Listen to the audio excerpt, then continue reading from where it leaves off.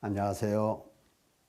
오늘은 마태복음 20번째 제9장에 관해서 살펴보도록 하겠습니다.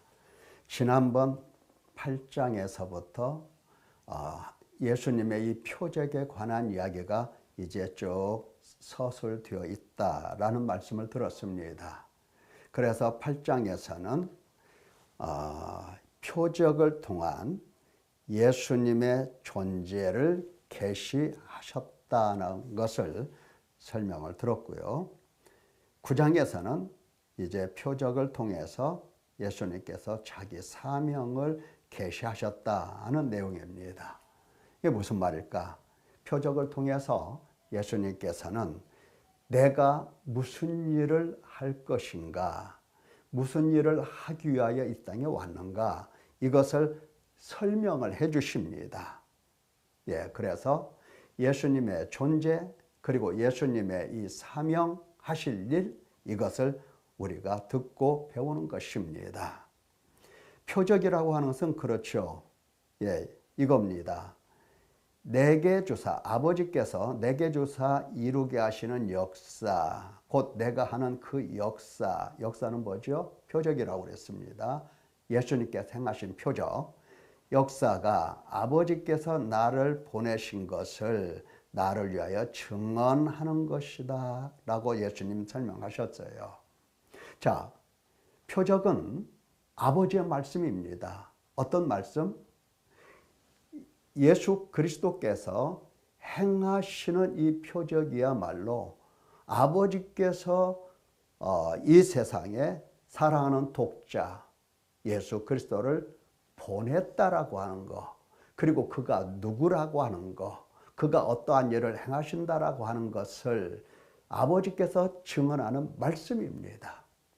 그러니까 표적을 보거나 읽거나 듣거나 할 때는 지금 거기에서 아버지의 말씀을 들을 수 있어야 되는 겁니다. 하나님 아버지의 말씀을 들어요. 예수님의 제자들은 그렇게 했습니다.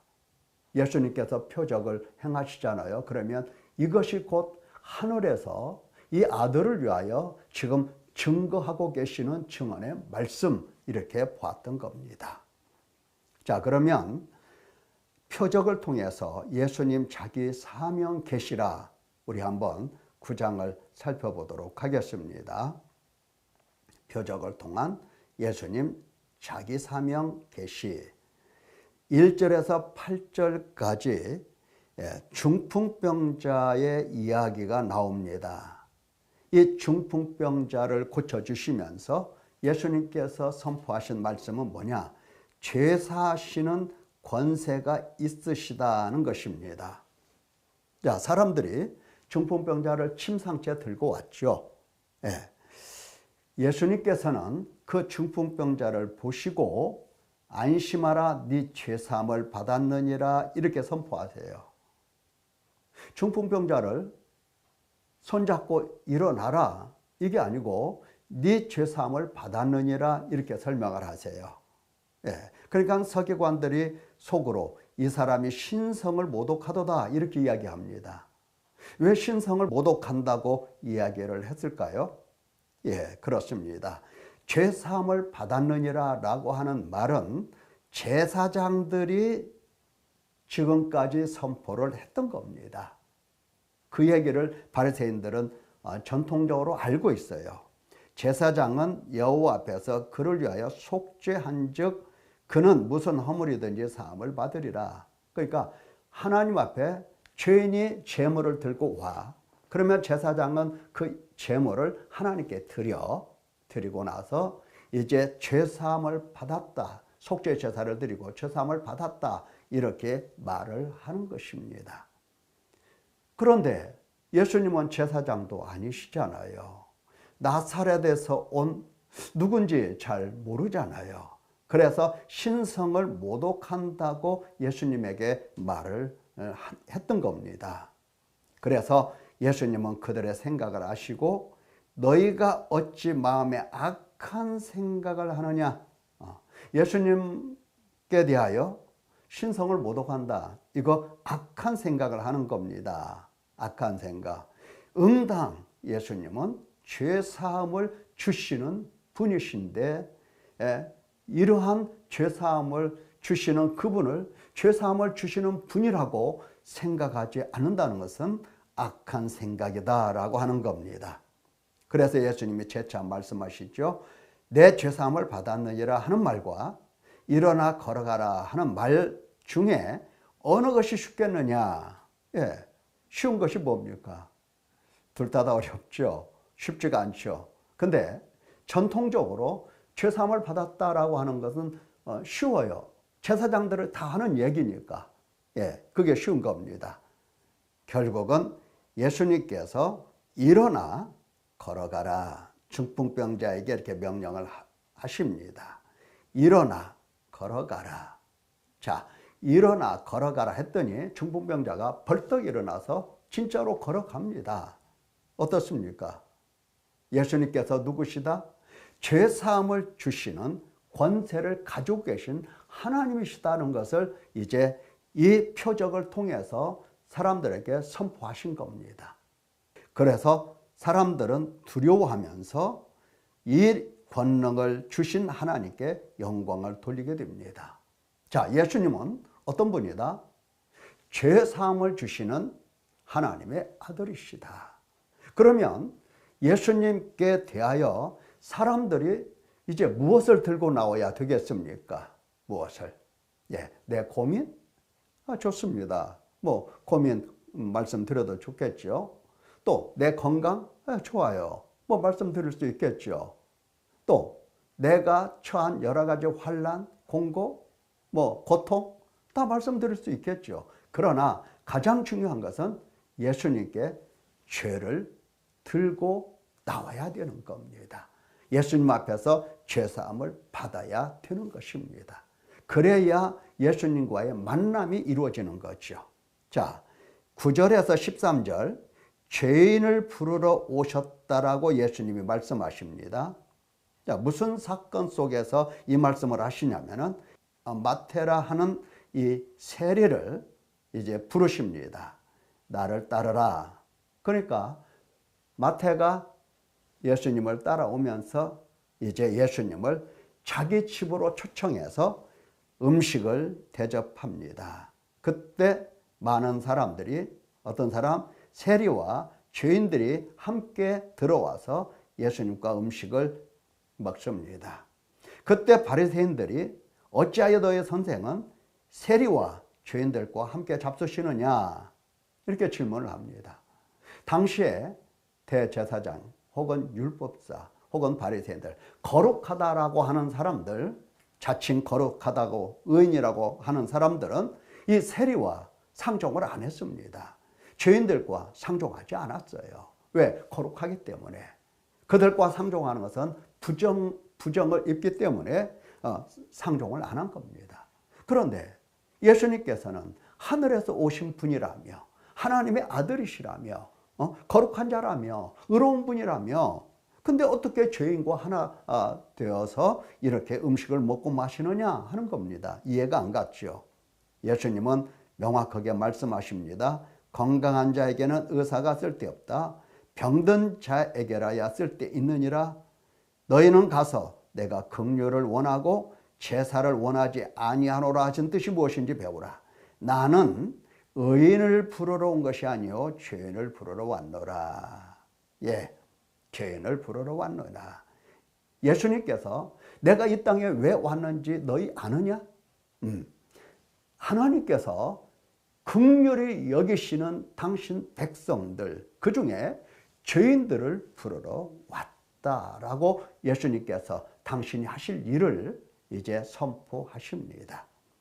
여러분, 하나님께서, 예수님께서 죄인을 부르신다는 것은 어떻습니까? 하나님의 긍휼입니다. 인애와 공의와 의입니다. 하나님의 사랑이고 하나님의 자비입니다. 많은 사람들이 어찌하여 나를 사랑하지 아니하시며 나를 멀리하시며 나를 버리셨나이까 이렇게 교회 다니면서도 말하는 사람들이 많이 있어요. 그것은 예수님이 무슨 일을 하시는지 지금 보지 못하고 있다는 뜻입니다. 예수님은 아주 불쌍히 여기시면서 긍휼히 여기시면서 죄인을 불러내시고 계시는 겁니다. 그러니까 예수님의 이 부르시는 음성을 누가 들어요? 그렇습니다. 죄인이 듣습니다. 죄인만이 들을 수가 있어요. 내가 죄인인 것을 아는 사람만이 예수님의 음성을 들을 수가 있고, 부르시는 음성, 그리고 그 음성을 듣고 예수님께 나아갈 수가 있고, 나아가서 하나님의 사랑을 느끼게 되어 하나님을 믿고 소망하고 사랑하는 사람이 되는 것입니다. 그 다음 14절 17절에 혼인집 신랑이라고 예수님께서 표현을 하십니다. 당신을 가리켜서 혼인집 신랑. 예수님께 사람들이 나와서 왜 금식하지 않느냐고 물어요. 그때 예수님은 혼인집 손님들이 신랑과 함께 있을 동안에 슬퍼할 수 있느냐 이렇게 물으세요. 그러나 신랑을 빼앗길 날이 이르리니 그때에 금식할 것이니라. 새 포도주는 새 부대에 넣어야 둘이 다 보존되느니라 라고 말씀하세요. 예수님 당신을 가리켜서 신랑이라고 표현을 하세요. 신랑이라고 하는 것은 뭐죠? 신부 댁에 찾아가서 그 신부를 데리고 이제 자기와 함께 거하는 사람을 신랑이라고 하죠.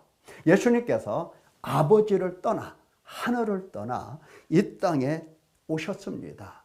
신랑으로서 뭐 하려고? 신부 찾으러 오신 거예요. 신부를 데리러 오신 겁니다. 이것이 바로 새로운 하나님의 말씀입니다. 새 포도주는 새 부대에 넣어야 한다. 예수님의 가르침이 이렇게 새롭다라고 하는 것을 말씀을 하십니다. 여러분, 예수님이 이 땅에 나를 찾으러 오셨다고 한다면 그는 신랑으로서 나를 신부로 여기시고 찾아오신 겁니다. 오직 사랑하시려고, 오직 불쌍히 여기시려고. 당신은 다 포기하시고 낮추시고 당신은 다 없애시고 오직 신부 하나만을 마음에 두고 이 땅에 오신 신랑이십니다. 예수님께서 무슨 사명을 가지고 이 땅에 오셨는지 이제 아셨죠? 자, 그 다음에 18절에서 31절의 내용을 보면 믿음과 구원이라고 하는 것을 반복해서 말씀하십니다. 여기 어떤 관원의 딸이 죽었고 또 12년 동안 이제 병에 걸린 어떤 여자 둘 다 믿음이 있었고 그 믿음을 가지고 이제 구원을 받는, 예수께서 돌이켜 그를 보시며 이르시되 딸아 안심하라 내 믿음이 너를 구원하였다 하면서 여자가 즉시 구원을 받으니라 라고 말씀하세요. 그리고 소녀가 죽었는데 소녀의 손을 잡으시면서 일어나게 됩니다. 어떻습니까? 예수님에 대한 믿음은 구원으로 연결이 됩니다. 8장에서도 그 말씀 나왔죠. 믿음은 구원으로 연결돼요. 그런데 이 믿음 이야기, 이 구원 이야기를 하시기 전에 예수님은 무슨 말씀을 앞에서 하셨어요? 죄 사하는 권세가 예수님께 있고, 그렇죠? 죄 사하는 권세가 예수님께 있고, 예수님은 또한 죄인을 부르러 오셨고, 예수님은 마치 신랑으로서 신부를 맞이하려고 오셨다. 이 이야기를 하시면서 믿음 얘기가 나오고 구원 얘기가 나오는 겁니다. 여러분, 교회 다니면 다 예수님 믿는 사람이죠? 그럴까요? 아닙니다. 예수님께서 당신을 계시해 주신 그대로를 우리가 말씀을 받아서 믿는 겁니다. 그게 믿음이에요. 그냥 교회 다니는 것을 믿음이라고 생각하면 안 됩니다. 교회 다니면서 열심히 봉사하고 열심히 섬기고 다 좋죠. 좋아요. 하지 말라는 얘기가 아니라 가장 중요한 것은 본질은 뭐냐?